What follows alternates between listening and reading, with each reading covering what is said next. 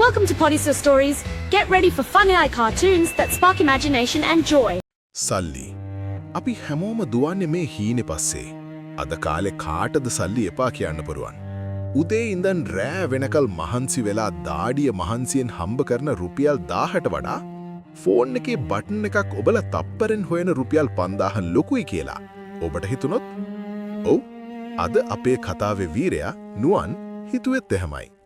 හැබැයි ඔහු දැනගෙන හිටියේ නෑ ස්මාර්ට්ෆෝන් එකේ ස්ක්‍රීන් එක පිටුපස හැංගිලා ඉන්නේ Tamanගේ මුළු ජීවිතයම ගිල ගන්න බලාගෙන ඉන්න මහා මකරෙක් කියලා. මේක නුවන්ගේ කතාව විතරක් නෙවෙයි.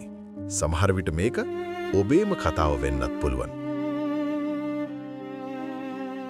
නුවන් කියන්නේ ගම්බද පළාතක ඉඳන් නගරයට ආපු අහිංසක තරුණයෙක්.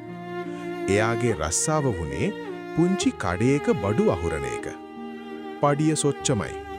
ගෙදර අම්මා අසනීපෙන්. නංගිගේ ඉස්කෝලේ වැඩ. මේ බර ඔක්කොම නුවන්ගේ කර උඩ. මේ සොච්චමෙන් මට කවදාවත් ගොඩ යන්න බෑ කියලා නුවන් හැමදාම හිතුවා.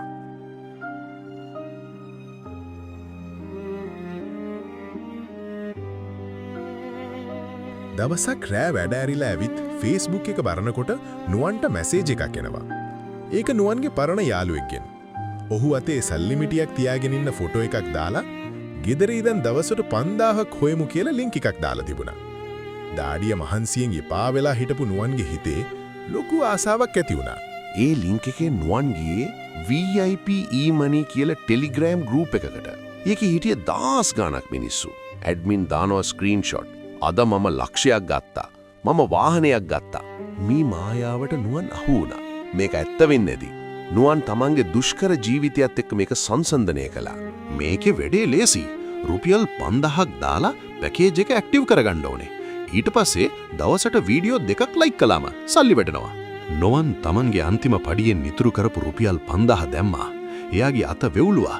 ඒත් හිතේ තිබුණේ ලොකු බලාපොරොත්තුවක්. එක්ක ගොඩ නැත්තම් බිඳ වැටෙනවා. පුදුම වැඩක්. දවස් 2ක් යද්දී නුවන්ගේ account එකට රුපියල් 8000ක් ආවා. නුවන්ට ඇස් අදාගන්න බැරි වුණා. මේක ඇත්තක්. මේක ඇත්තක්. නුවන් කෑ ගැහුවා. එයා වටේ පිටේ යාළුවන්ටත් මේක කිව්වා. නුවන් දැන් හිතන්නේ එයා මුළු ලෝකෙම හොයාගත්තා කියලා. ඇඩ්මින් කිව්වා නුවන් තව ලොකු පැකේජ් එකක් තියෙනවා. ලක්ෂයක් දැම්මුත් දවසට 20000ක් ගන්න පුරුවන් කියලා.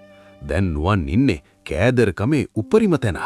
ඔහු හිතුවා ලක්ෂයක් දැම්මුත් දවස් 5න් සල්ලි කව වෙනවා. ඊට පස්සේ එන හැම සතේම ලාභයි කියලා. ඔහුට තවදුරටත් සාමාන්‍ය රැකියාව එපා වුණා. නුවන් ගාව ලක්ෂයක් තිබුණේ නැහැ. එයා ගෙදර ගියා. අම්මා නිදි අතරේ අම්මා ආසාවෙන් හංගගෙන හිටපු රත්තරන් මාලය නුවන් හොරෙන් ගත්තා. අම්මේ මම මේක දවස් 2කින් බේරලා ගේනවා. ඊට පස්සේ අපි පෝසත්. නුවන් හිටින් පොරොන්දු වුණා. ඒත් ඒ පොරොන්දුව මොනතරම් භයානකද කියලා ඔහුට තේරුම් ගියේ නෑ. මාලය උකස් කරලා ගත්ත සල්ලි ටිකයි යාළුවන්ගෙන් ණයට ගත්ත සල්ලි ටිකයි ඔක්කොම එකතු කරලා නුවන් ලක්ෂ 2ක් අර VIP ප්ලෑන් එකට දැම්මා. දැන් ආපසු හැරීමක් නෑ. නුවන්ගේ මුළු අනාගතයම මේ ඩිජිටල් ඉලක්කම් වලට බාර දීලා ඉවරයි. දැන් එයාගේ account එකේ ඉලක්කම් පෙන්නනවා. ලක්ෂ 5යි, ලක්ෂ 10යි. නුවන් හීන මැව්වා කාර් එකක් ගන්න හැටි. අම්මට නිදහසේ ඉන්න ගයක් හදන්න හැටි. මේවා ඇත්ත වෙන්න තියෙන ඉඩ කොච්චරද කියලා ඔහු හිතුවේ නෑ. මායාවේ සුන්දරත්වය වැඩි. සතියක් ගත වුණා. සඳුදා උදේ නුවන් සල්ලි ගන්න විත්ඩ්‍රෝල් එකක් දැම්මා.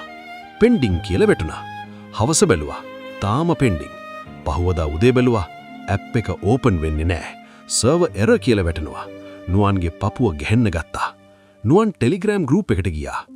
deleted account. ඇඩ්මින් අතුරුදහන්.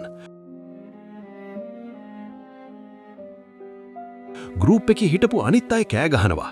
කාටවත් සල්ලි නෑ. නුවන්ට තේරුණා ඉලක්කම් විතරයි සල්ලි නෑ. අම්මගේ මාලය, යාළුවන්ගේ ණය, Tamanගේ රස්සාව ඔක්කොම ඉවරයි. ඒ මොහොතේ නුවන්ට දැනුනේ මුළු ලෝකෙම කඩාගෙන වැටෙනවා වගේ. නුවන් අදටත් ණය ගෙවනවා. හැබැයි ඔහු ජීවිතේ නැති කරගත්තේ නෑ. ඔහු තීරණය කළා මේ පාඩම සමාජයට කියලා දෙන්න. සහෝදරවරුනි මතක තියාගන්න. මේ ලෝකෙ මහන්සි නොවි හම්බ කරන සල්ලියක් නෑ. කවුරු හරි කියනවා නම් නිකන් ඉන්දන් සල්ලි දෙන්නම් කියලා. එතන අනිවාර්යෙන්ම ලොකු වංචනාවක් තියෙනවා. බුද්ධිමත්ව හිතන්න. අමාරුවෙන් හම්බ කරන සල්ලි පාලනයක් නැති තණ්හාව නිසා නැති කරගන්න එපා. පොඩිස සෝටුරේස් අපි හැමදාම ඇත්ත වෙනුවෙන්.